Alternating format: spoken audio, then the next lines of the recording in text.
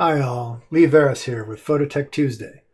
Each week I'll be posting a new video about photography, technology, art, and more. Today we're sticking with more art and less tech for a look at 3 basic portrait photography tips. These tips do not require special equipment or sophisticated post-processing. Instead, we're going to be examining aspects of light, subject relationship to background, and framing or composition. I want to emphasize things we can do at the time of capture, so these tips are primarily shooting tips. But of course, there are times when we have to resort to Photoshop or Lightroom to correct for unfortunate shooting conditions, and we will touch on these. However, the principles involved are mostly addressed through the artistic use of the camera. First, we're going to concentrate on light. No special equipment is needed. You just have to observe the light, direct your subject to be in the best possible light, and control the direction and quality through simple techniques. Here's a classic example of what not to do. It is ironic that this image is the result of the most common recommendation supplied with every roll of film in years past. Those of you over 50 might recall that we were advised to place the sun behind the camera over our right shoulder, along with various recommended exposure settings based on sunny or cloudy weather. When your subject faces into the sun, they will be very uncomfortable and the light is very harsh, and they will be squinting and not have their best expressions. So do the opposite. Here, they're facing away from the direct sun. I am standing in the shadow of the cactus at the right of the frame so that there's no lens flare. The 2 women have no problem with harsh light, and they have relaxed expressions because the sun isn't in their eyes. The problem with this image is that they're displayed against a very bright white sky. The bright highlights in their hair, from the sunlight coming from the rear, are merging with the white sky, causing the hair to look smaller. The hair of the woman on the left has a lopsided look, and the woman on the right has a flattened head because of this effect. It is much better to arrange to have them displayed against a darker background, so the highlights can be seen and the edges of the hair show up nicely. Here we have observed the direction of the light and positioned the subjects so that they are lit by a wide expanse of sky rather than the harsh direct sun. The pleasing soft light comes from the quality of softness delivered by the large open sky main light, and the warm rim light on the hair comes from the direct sunlight coming from the rear. So we want to pay attention to the direction of the light, the softness or hardness of the light, which is related to the size of the light source relative to the subject, and the intensity of the light, which will have an effect on the contrast and the darkness of the shadows.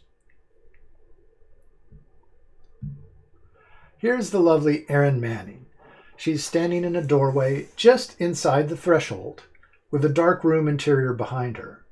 Because she's just inside the threshold, there's no light coming from the top. All the available light is coming from a wide expanse of sky that is coming in from the front. Super soft, even light, very flattering. Another example of this approach. This time, 3 generations of women are on a balcony with open skylight coming from camera right. They're under the roof, so no light can come from above. This is very important because there's no opportunity for shadows under the eyes, and there's a great catch light, that tiny spot of light in the eyes, in their eyes from the light coming into the balcony from camera right. Beautiful available light with no reflectors or other light modifiers. Here's another example of great lighting direction. This was shot near sunset. The sun is direct, but very low on the horizon, so it's coming in very straight, just off center, and illuminating her face very evenly. This is often referred to as magic hour lighting. The light is not so intense that it is difficult for the subject to face the sun. There's a lot of contrast to the light because the sun is a small point light source relative to the subject. But there's also a lot of open sky contributing to the light, so the harshness is mitigated with some extra fill light. This image also demonstrates the background defocus concept and an off-center placement of the subject. We'll be looking at all these things in a few minutes here. A really beautiful image with no extra light modifiers or fill flash, etc. It's shot on a rooftop at sunset in Tucson, Arizona. Here's an image by the Mistress of Light, Bobby Lane. This beautiful shot of these beautiful kids is illuminated by window light. Much like the Dutch masters, Bobby has placed the kids next to a window. The one thing she added is a white card reflector at camera right to fill in the shadow side of the face. Even though the light is fairly intense, as you can see by the highlight on the left, the quality of the light is fairly soft because the relative size of the light source, the whole window, is large. Bobby has also moved in very close to the subject, so there's nothing distracting from these beautiful faces. More on this idea later. Here's another example of the subject protected from overhead light. Similar to the shot of Aaron in the doorway, here the woman and her grandson are under a tree, and all the light is coming from open sky from the front. There are no shadows under the nose or chin. Everything is very evenly illuminated. Here's another skylit shot, but this time the subject is more out in the open, so light is coming down on them from above. While the source, an overcast sky, is very large with very soft shadows, there are dark shadows under the eyes. Although it's still a nice shot with great expressions, if they were under a canopy of some kind, more light would come at them from the front and the eyes would not be as shadowed. Here's another shot under a somewhat smaller tree, and you can see some dappled light falling on her sweater from camera left. But her face is protected from the direct sunlight, and most of the light is coming from sky visible to her from the front. Even though she has very deep-set eyes, she doesn't suffer from shadows under her eyes, and there's a very small, soft drop shadow under her nose, just enough direction to lend some modeling or shape to the features. Most of the previous shots have also demonstrated a pleasing relationship of subject to background. The idea being to make the subject the star of the shot and have the background recede so it isn't distracting.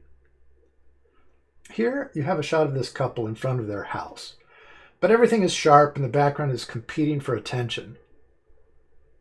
I have used the lens blur feature in Lightroom to throw the background out of focus. It's always better to achieve this in camera rather than faking it in software. Even so, you can see how much better the shot is with the softer background. So we usually want to simplify the background in some way to bring the subject forward, either by angle or direct control over the background, or most often by minimizing the depth of focus of the lens. Here's a good example of that last approach. This image was captured with the largest possible aperture, or small f-stop number. Think 2.8, 1.8, something like that. This causes the classic limited depth of field effect, where the subject is in focus and the background out of focus. Even though there's hard light falling on him, he is turned so that he's not looking into the sun, and the shadow side of his face is facing the camera.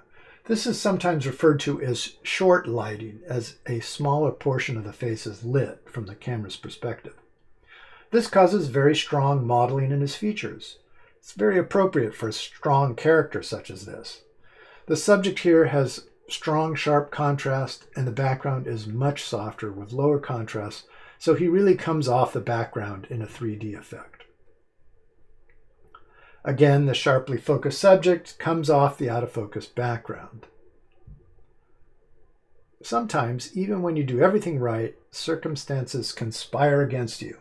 And here we have a really great soft light on the subject's face, an interesting framing of the subject filling the frame, but oh my God, I just can't take my eyes off that bikini figure in the background, even if it's out of focus. Sometimes you just have to use post-processing to fix things like this. In this case, the Remove tool in Lightroom. Relatively easy fix to rescue this great portrait from an unfortunate background element. And here's another really great shot of this musician, but damn that stupid picture right behind his head. Bye-bye. Another simple Photoshop or Lightroom rescue with nothing to distract you. You stay fixed on that marvelous expression of joy. Here's another nice candid moment. The background is nicely out of focus, but the strong orange color in the painting behind him keeps drawing the eye away from his face. Photoshop rides to the rescue again. A little more blur and a serious desaturation solves the problem, and the focus returns to the face. Most of the previous examples have an off-center subject placement in common. Dead center is almost always dead wrong. Here's our musician again, but compositionally, everything is wrong with this picture. He's right in the center, with many distracting elements around him. Almost no good angles here, but a little thinking outside of the box with an extreme crop and placing the subject into the edge of the image creates a very strong graphic composition. Even though the eye is drawn strongly to the purple shirt, the ribs of the bowl back of the lute pull very strongly back into the center, keeping you anchored to the focus of his attention. Remember, the subject does not have to be in the center of the frame. Here we have our musician friend outside Central Park in New York. He is placed to the side with a non-competitive soft focus view of an open plaza behind him. If you're stuck for a way of thinking about subject placement, you can use the rule of thirds. Think of lines bisecting the frame in thirds. Often the ideal placement of the subject is along one of these lines, and for extra credit, if you can arrange for something interesting to be close to the intersection of these lines, all the better. Here, his face and his gloved hands fall very close to intersections. Here's another closer shot. He's placed along one of the vertical lines, and his eyes line up with the upper horizontal line. They're also close to the intersection of these two lines.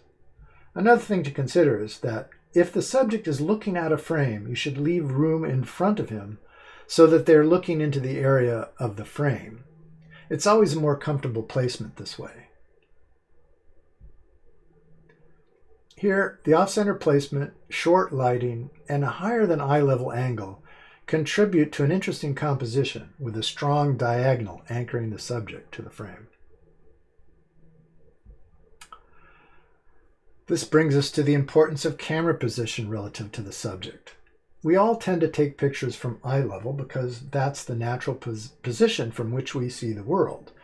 But it doesn't have to be. We can be looking down, as in this very beautiful shot by Anthony Nex. Here the high angle puts the girls against the green grass. The colors of their cute jumpsuits are no accident, all much more saturated than the background. Faces all in the upper third of the frame. We can also be low looking up. This shot by Aaron Rappaport gives this junior soccer player a more heroic look. An off-center placement, and here the head, knee, and ball are touching the edge of frame. This has a kind of anchoring effect that oddly prevents the eye from leaving the frame. Your eyes keep being drawn to his face even though the soccer ball is a compelling present. That head right at the edge of frame is much stronger. Here's another unusual placement of the subject. This photo by Bobby Lane has the camera low looking up at the Native American. We can just make out a teepee in the mostly white background. He's looking up and to the left, leaving room in the frame for him to look. He's placed in the lower right quadrant. This angle solved the problem. A normal eye-level perspective would have showed a crowd of spectators gathered at the powwow with cars and other distracting elements in the distance. By simply dropping to one knee, Bobby has created a very strong, iconic image. It's another masterpiece from Bobby Lane. Again, low angle looking up, off-center subject. The strong cross-lighting complements his great face. And the strong graphic of the blanket surrounding him is just slightly out of focus, keeping you fixed on his face, but creating some additional movement around him. It's just a fabulous image. Sometimes you can place the subject right in the center, especially if you have a strong symmetrical framing element like this slide, and especially if you have the most beautiful grandson in the world. How can you go wrong? Anyway, that's it for now.